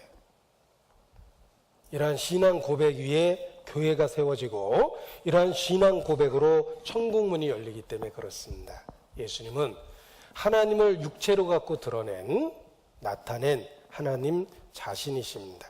그래서 청교도들은 예수님을 창문에 비유합니다. 사방이 막힌 집 안에 있는 창문과 같다. 이렇게 표현을 했어요. 예수님은 꽉 막힌 방에 세상을 향해 난 창문과 같다. 우리는 밖을 전혀 볼 수 없고 심지어 우리 자신의 모습도 볼 수 없었으며 방 안의 광경조차도 볼 수가 없었다. 그때 창문이 나타났고 창문을 통해서 바깥의 세계를 볼 수 있었고 창문을 통해서 들어온 빛을 통해서 방 안을 볼 수 있었으며 더욱 놀라운 건 그 빛을 통해서 내 자신의 모습을 볼 수 있게 되었다. 예수님은 하나님을 향해서 난 창문이다. 예수님을 통해서 하나님을 알 수 있고 이 세상의 의미를 알 수 있고 이 세상에 존재하는 나의 의미를 깨달을 수 있는 것이다. 이게 청교도들이 설명한 표현이에요. 예수님은 집에 난 창문과 같다는 것입니다. 우리가 성경을 정직한 마음으로 살펴보면 모든 성경이 예수님께 집중되어 있다는 걸 쉽게 발견합니다. 예수님은 진리를 가르치신 게 아니라 자기가 진리라고 계속 설명을 하신 거예요. 내가 길이요 진리요 생명이니 나로 말미암지 않고는 아버지께로 올 자가 없느니라. 예수님은 모든 가르침을 자기에게 집중시키셔서 자기를 믿도록 제자들을 인도하셨어요. 여타의 선생과 다르죠? 여타의 선생은 진리를 가르쳤습니다. 예수님은 자기를 진리라고 선언하고 자기 자신에 대해서 끊임없이 설명했다는 것입니다. 예수님은 하나님이 사람이 되신 분입니다. 그래서 예수님은 늘 말씀하시기를 자기를 하나님의 아들이라고 선포했고 자기가 천국문을 열었다고 이야기했고 하나님의 나라를 나의 나라라고 표현했고 하나님을 믿으라는 말을 나를 믿으라는 말로 바꿔서 얘기하셨어요. 나를 믿는 것이 하나님을 믿는 것이다. 이렇게 표현하셨고 심지어는 하나님에 대한 사랑을 마음을 다하고 목숨을 다하고 뜻을 다해서 하나님을 사랑하라는 그 계명을 예수님께 그대로 적용해서 요구하기도 하셨습니다. 아비나 어미를 나보다 더 사랑하는 자는 내게 합당하지 않고 아들이나 딸을 나보다 더 사랑하는 자도 내게 합당하지 않다. 자기에 대한 사랑을 부모나 자식보다 더하라고 요구하셨습니다. 누군데 그런 식으로 요구합니까? 정말 하나님이셨어요. 예수님은 하나님이 사람이 되신 분입니다. 그래서 예수님의 가르침 자체가 그렇습니다. 예수님을 아는 것이 하나님을 아는 것이고 예수님을 본 것이 하나님을 본 것이고 예수님을 믿는 것이 하나님을 믿는 것이며 예수님을 미워하면 하나님을 미워하는 것이고 예수님을 영접하면 하나님을 영접하는 겁니다. 나를 본 자는 아버지를 보았다. 나와 아버지는 하나이니라. 우리는 둘 중에 하나의 태도를 취해야 돼요. 받아들이고 경배하든지 아니면 인류 역사상 최고의 거짓말장애로 범죄자 취급을 하든지 둘 중에 하나를 해야 됩니다. 그런데 예수님에 대해서 알아보고 확인하면 할수록 그분은 하나님일 수밖에 없어요. 그분의 언행이 그러합니다. 살아계신 하나님의 아들이십니다. 모든 그리스도인은 역사 속에서 동일하게 고백했습니다. 예수님은 하나님의 아들이십니다. 모든 성도들 하나님의 아들이라고 예수님에 대한 고백을 합니다. 순교자들의 고백을 들어보십시오. 그 고백의 핵심은 예수님이 하나님의 아들이라는 것입니다. 그리고 예수님은 그런 주장만 한 게 아닙니다. 죽고 부활하셨죠. 부활하셨다는 게 무슨 뜻입니까? 예수님의 모든 가르침이 사실이다 이런 뜻입니다. 예수님의 모든 주장이 하나님께로부터 온 거라는 걸 하나님이 분명하게 온 세상에 선포했습니다. 빈 무덤. 예수님의 부활은 예수님의 주장이 사실이라는 뜻이에요. 그래서 능력으로 죽은 자 가운데 부활하셔서 하나님의 아들로 인정되셨다. 로마서 1장 4절에 나와 있는 표현입니다. 죽은 자 가운데서 살아나심으로 하나님의 아들로 능력으로 인정되셨습니다. 교주는 이단의 교주는 죽고 그냥 끝났어요. 그 추종자들이 간신히 기득권을 유지하려고 명백을 유지하고 있는 거죠. 예수님은 죽고 부활하셨어요. 그래서 기독교가 수없이 많은 핍박 가운데 2000년이란 세월을 넘어 대한민국 나에게도까지 와서 전해진 거예요. 진리이기 때문에 그렇습니다. 우리 인생을 다 걸어도 됩니다. 예수님은 하나님의 아들이십니다. 로마서 9장 5절입니다.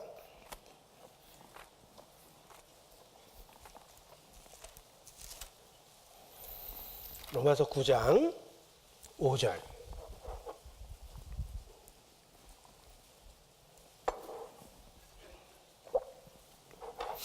로마서 9장 5절. 같이 읽습니다. 조상들도 저희 것이요 육신으로 하면 그리스도가 저에게서 나셨으니 저는 만물 위에 계셔 세세의 찬양을 받으실 하나님이시니라. 아멘. 성경 읽다 보면 본문 중간에 아멘 나오는 것은 몇 구절 안 됩니다. 너무 중요한 진리이기 때문에 중간에 아멘을 걸어놓은 거예요. 그리스도가 하나님이십니다. 육체를 갖고 이 땅에 오신 하나님의 아들이십니다.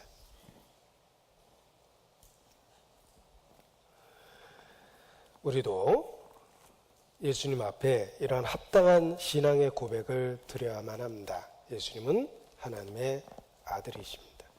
요한일서 5장, 이 진리가 교회라는 반석을 만들고 천국의 문을 열게 해주는 겁니다.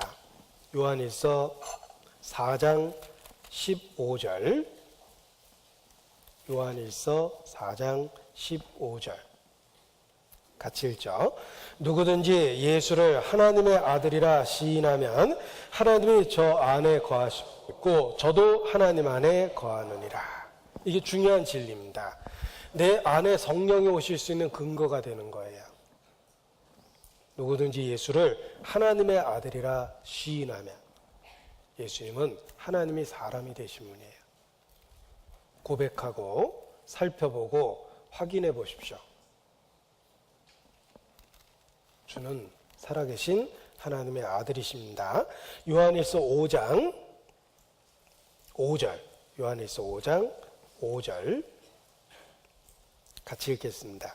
예수께서 하나님의 아들이심을 믿는 자가 아니면 세상을 이기는 자가 누구뇨? 그 진리가 우리를 이기게 해줍니다. 음부의 권세에서 이기게 해주는 거예요. 예수께서 하나님의 아들이십니다. 12절, 요한일서 5장 12절 또 함께 읽습니다. 아들이 있는 자에게는 생명이 있고 하나님의 아들이 없는 자에게는 생명이 없느니라. 예수님은 하나님의 아들입니다. 그 신앙 고백이 우리 안에 생명이 있게 해주며 음부의 권세에서 우리가 벗어나서 승리할 수 있도록 해주는 것입니다. 예수님은 하나님이 사람이 되신 분입니다. 왜 사람이 되셨냐면 주는 그리스도시요, 그리스도가 된 거예요. 구세주가 된 겁니다. 제가 성경을 배우기 전에는 제 의에 도취되어 있었고, 제가 생각하기에는 제가 참 대견스러웠어요.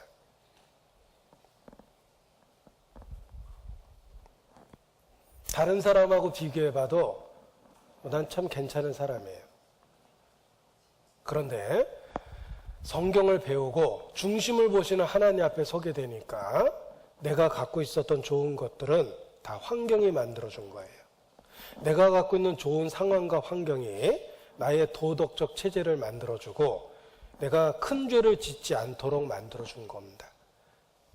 만일 내가 생존이라는 극단적 환경에 처했다면 살인도 했을 것 같고 성경의 모든 금단의 열매를 다 먹었을 것 같아요. 무슨 짓이든지 할 수 있다는 걸 알았어요. 내 속에 죄가 있다는 걸 비로소 말씀을 통해 알게 되었습니다. 하나님이 얼마나 큰지 깨닫고 하나님이 얼마나 거룩한지 깨달았을 때 죄를 알게 된 거예요. 그리고 나에게 구세주 그리스도가 필요하다는 걸 절실하게 깨달았습니다. 내가 수영 좀 한다고 생각하는데 수영장에서 누가 간섭하면 귀찮죠? 괜찮다고. 위험하다고. 물줄기가 세다고. 괜찮다고. 나 수영 좀 한다고. 그런데 내가 수영을 못하고 빠져 죽게 됐다고 생각했을 때 누군가 나를 건지려고 시도하면 정말 고마울 겁니다. 위기를 느끼지 못하는데 위기로부터 건져줄 분에 대한 필요성을 못 느낍니다.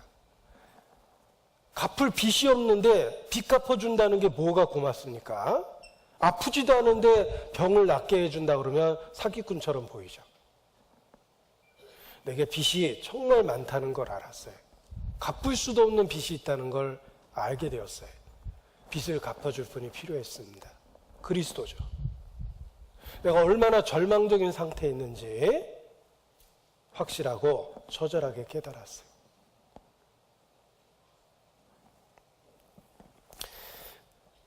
그리스도가 내게 꼭 필요하다는 걸 절실하게 깨달았습니다. 그런데 하나님이 사람이 되셔서 기꺼이 나의 그리스도가 되셨습니다. 예수님이에요. 믿을 수밖에 없습니다.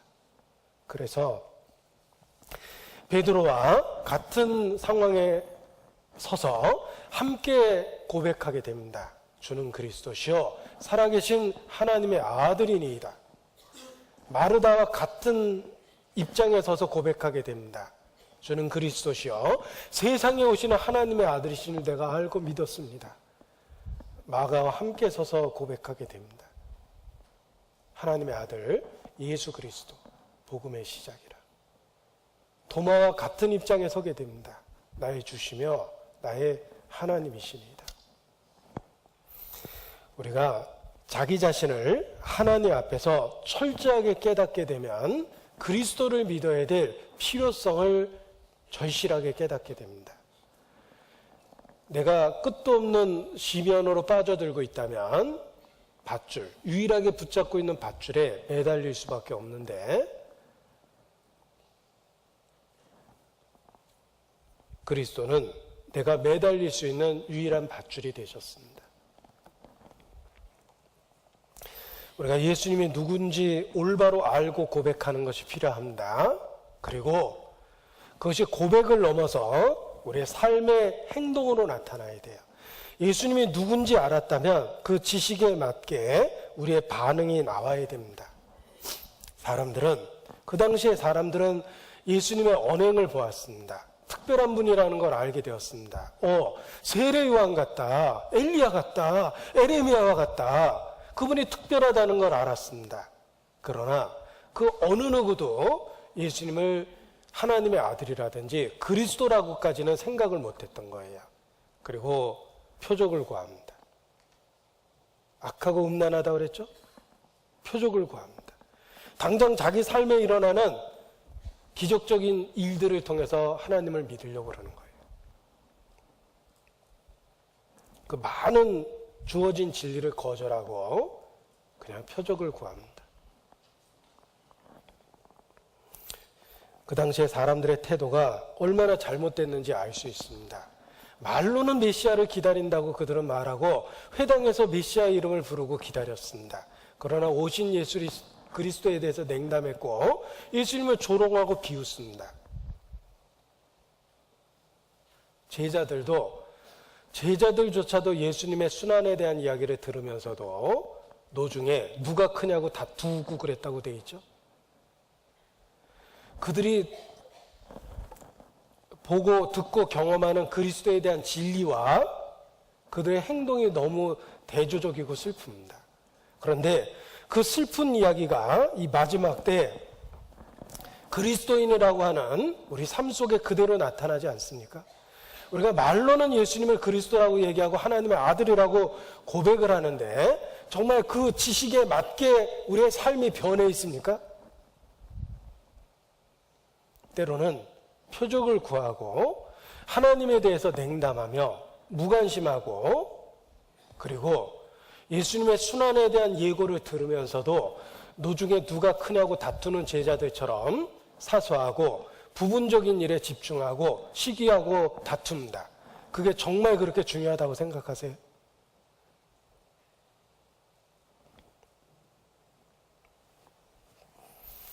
우리가 올바른 진리를 알고 믿고 고백하고 있다면 우리의 삶도 거기에 맞게 재조정되어야 됩니다.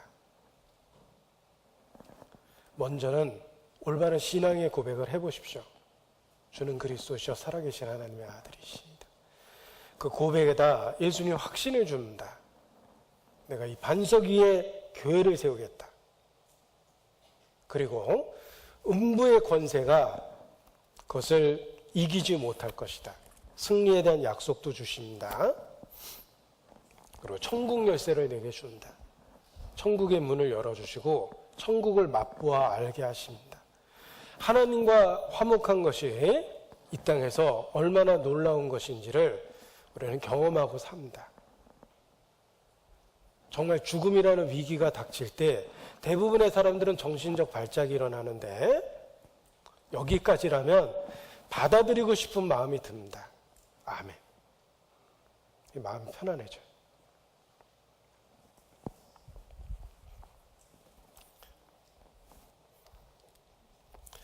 그리고 본문을 다시 보겠습니다. 마태복음 16장입니다.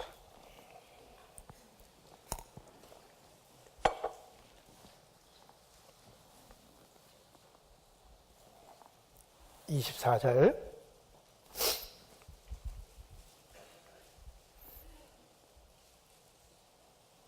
(24절) 같이 읽겠습니다. 이에 예수께서 제자들에게 이르시되 아무든지 나를 따라오려거든 자기를 부인하고 자기 십자가를 지고 나를 쫓을 것이니라. 자, 이러한 신앙 고백 뒤에 예수께서 하신 말씀입니다. 아무든지 나를 따라오려거든.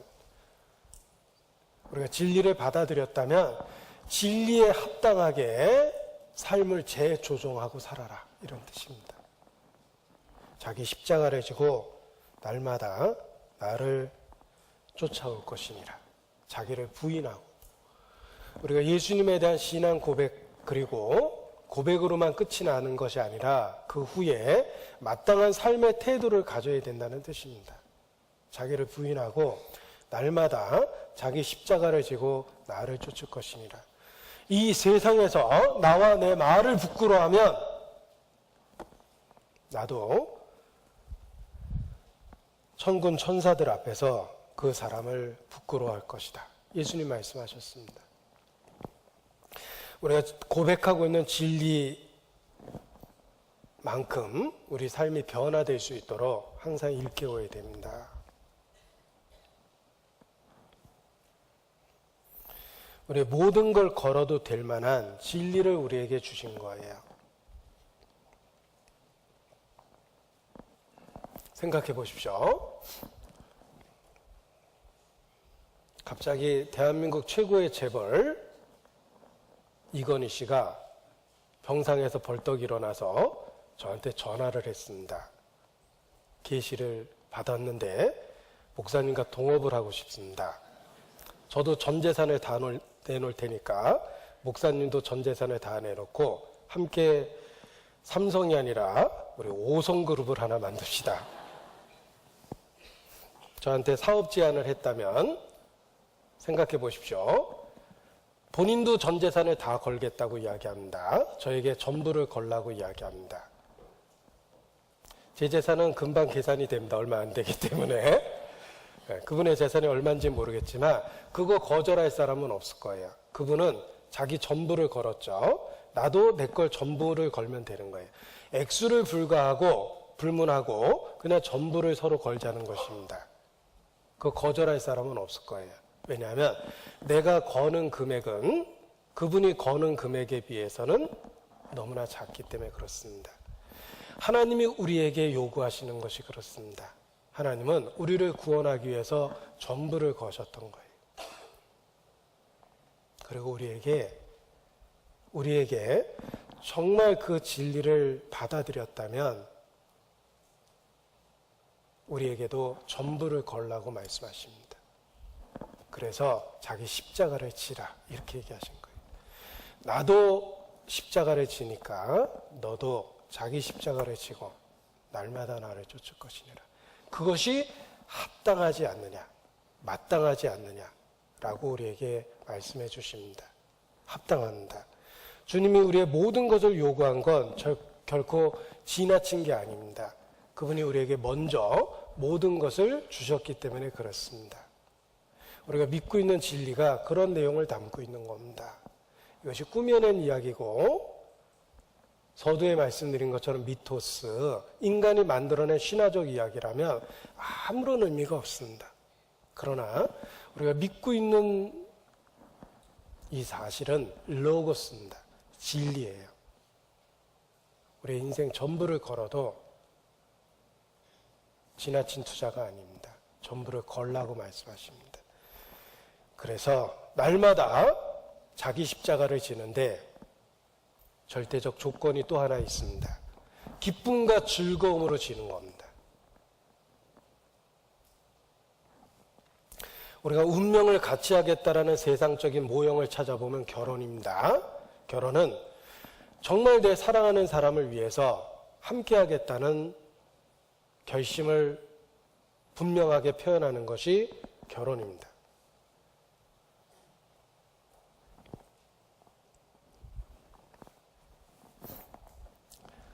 마찬가지입니다.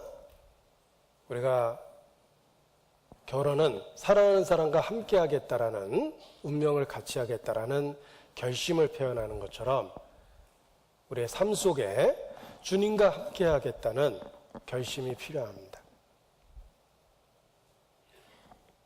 그래서 그리스도를 신랑에 비유하고 교회를 신부에 비유하며 천국을 혼인잔치로 표현하는 것입니다.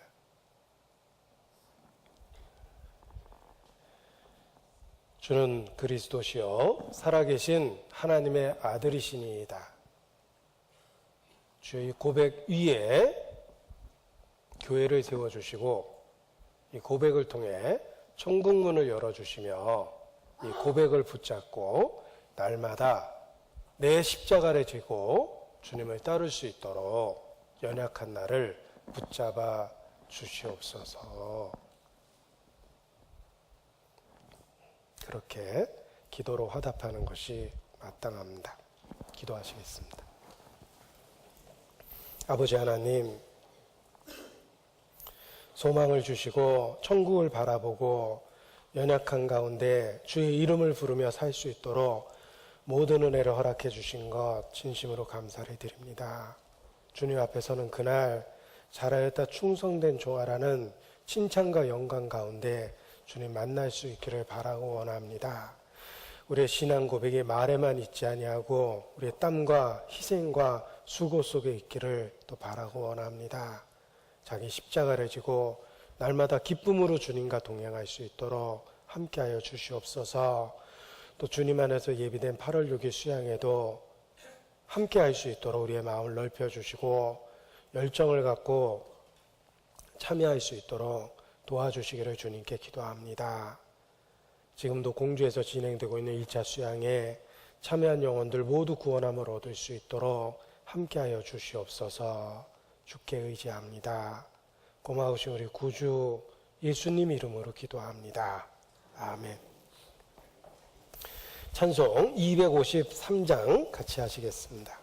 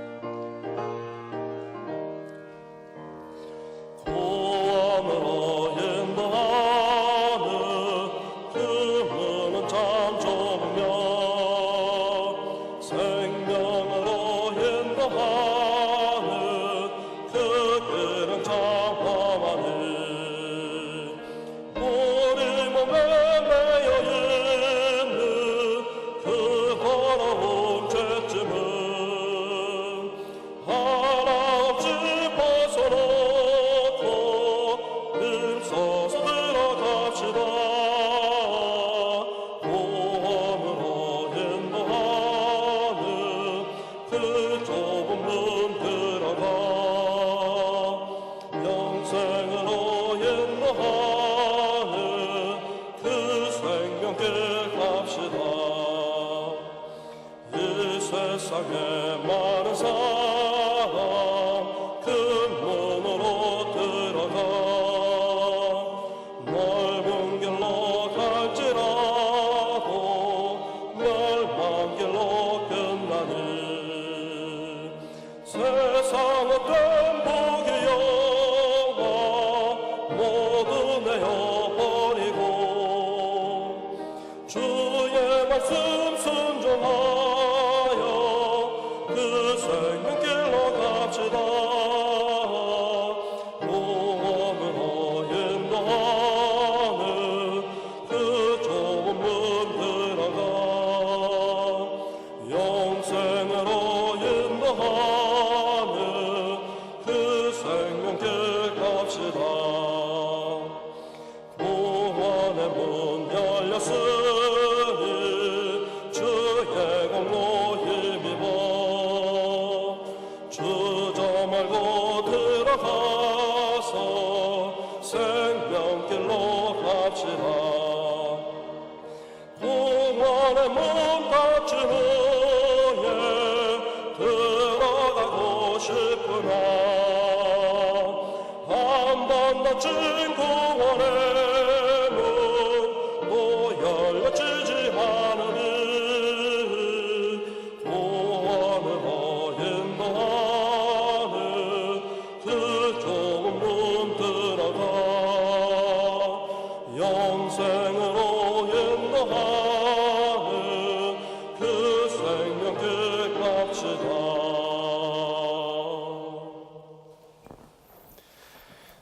광고 말씀 읽기 전에 새로 부임하신 우리 전도사님 소개하는 시간을 갖도록 하겠습니다. 정혜수 목사님이 오랫동안 함께 하시다가 영정교회로 부임해 가셨습니다. 그 후임으로 서울중앙교회에 계시다가 인천교회로 7월 22일자로 부임하신 전도사님이 계십니다. 나와주시죠. 가족하고 같이 나와주시죠. 우리 김유성 전도사님, 그리고 자매님은 최미정 자매님, 그리고 방년 3세 된 김하율 따님이 있습니다. 우리 7월 22일자로 인천교회 부임하셨습니다. 인사 말씀 해주시겠습니다. 직접 해주시죠.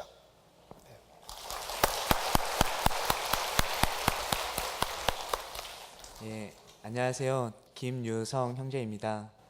저는 92년 2월 29일 날 하나님의 사랑을 깨닫고 줄곧 이렇게 의정부에서 신앙생활을 했었습니다. 그리고 올해 1월 1일부로 교회 부름을 받고 서울교회에서 있다가 7월 22일 날 인천교회로 발령받아서 여기 계신 우리 형제 자매님들과 함께 교제하게 됐습니다. 옆에는 저희 자매 최미정 자매님이고요. 그리고 이 아이는 애석하게도 자매 안 닮고 저만 똑 닮은 3살 김하율입니다. 제가 전도인이 된 지는 얼마 안 됐지만 이렇게 하면서 느끼는 것은 너무나도 부족하고 연약한 사람이구나라는 것을 절실히 느끼고 있습니다. 그래서 더욱더 하나님께 매달리고 하나님 주시는 지혜와 능력으로 모든 것을 해야 되는구나라는 것을 배우고 있고요. 앞으로도 주님 주신 사랑으로 늘 겸손한 마음으로 여기 계신 형제 자매님들을 섬기고 전도하는 일에 더욱더 최선을 다하는 형제가 되도록 하겠습니다. 저희 가정을 위해서 많은 기도와 관심 부탁드립니다. 감사합니다.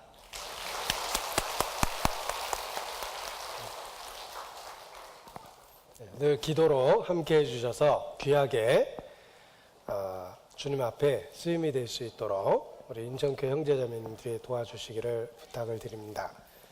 봉사회장님 광고 말씀 있으시겠습니다.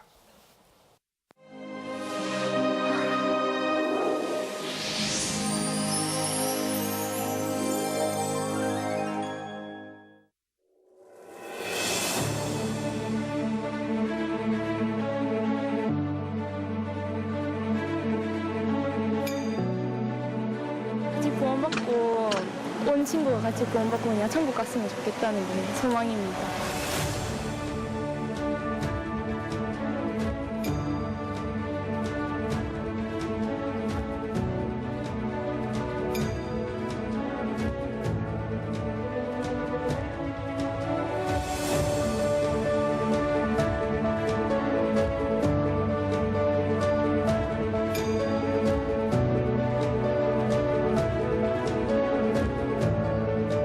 많은 사람들이 모여서 땀 흘리고 같이 기도하고 같이 수고하고 같이 희생하는 이것은 먼저 구원받은 사람들이 평생도록 해야 될 일의 하나의 촉수판입니다.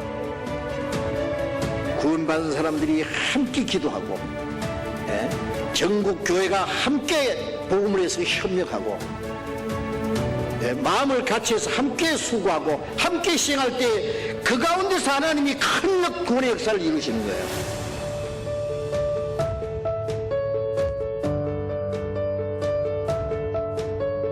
우리 가운데 주님이 역사하십니다. 구원받는 역사를 일으키는 분은 주님이십니다. 그 가운데 주님이 역사하십니다. 나도 그 가운데 있어야 됩니다. 여러분도 그 가운데 같이 있어야 됩니다.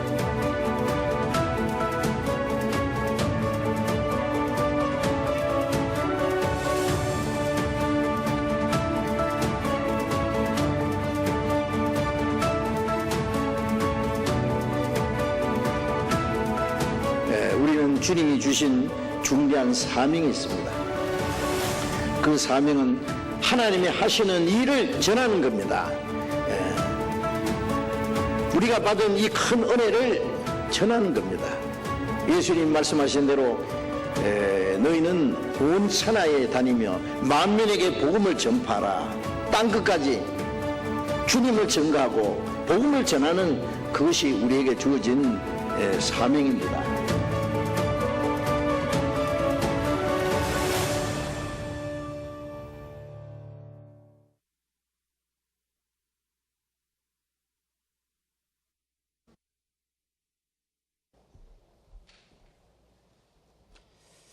예, 광고 드리겠습니다.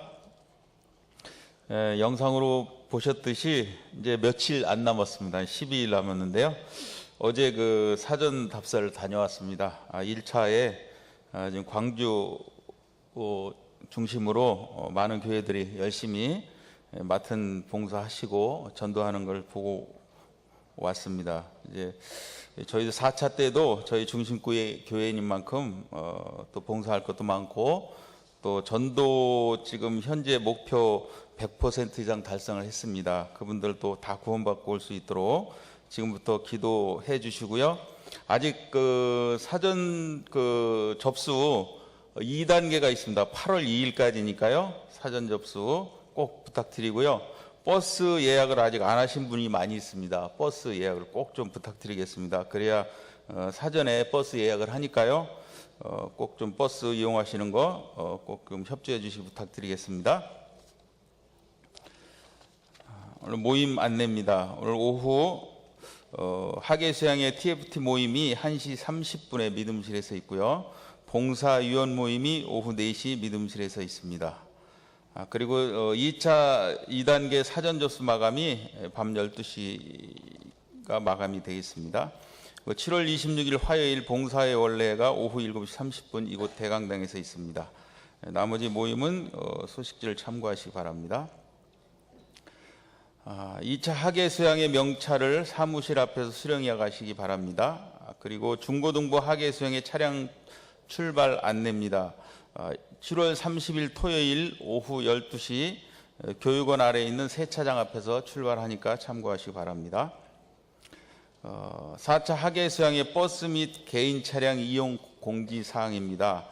4차 학예수양의 버스 출발 시간은 8월 6일 오전 10시 30분 세븐일레븐 앞에서 출발합니다. 승차는 오시는 순서대로 각 호별 선탑자 안내로 출발을 하겠고요. 하차는 운영본부 앞에서 하차를 하겠습니다. 또 귀가 시에는 버스 승차하지 않은 분은 각 차별 선탑자에게 연락 바랍니다. 돌아오실 때 다른 교통편으로 오시는 분들 선탑자에게 꼭 알려주시기 바랍니다. 그 개인 차량은 차량 앞에 장기 단기 주차 표식을 꼭 해주시기 부탁드리겠습니다. 모든 차량은 오후 2시 이후부터 수양관에 입차할 수 있으니까요. 미리 가셔도 들어가지 못하니까 시간 엄수해 주시기 부탁드리겠습니다. 그 4차 학예 수양의 기간 중에 8월 7일 주일이 있습니다.